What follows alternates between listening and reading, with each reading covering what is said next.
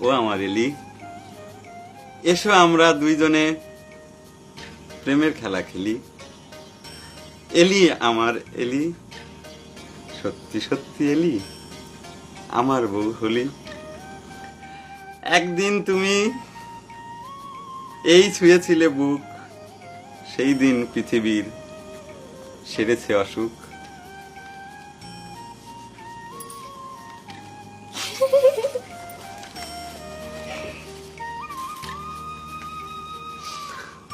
শোনো, তোমাকে একটা কথা কয়ে রাখি, অনুরোধও করি, তুমি যত পারবা বদরের চেহারাটা কম কম দেখবা, কারণ শেষকালে যদি আমাকে সন্তানের চেহারা ওই রকম বদর হনুমানের মতো হয়।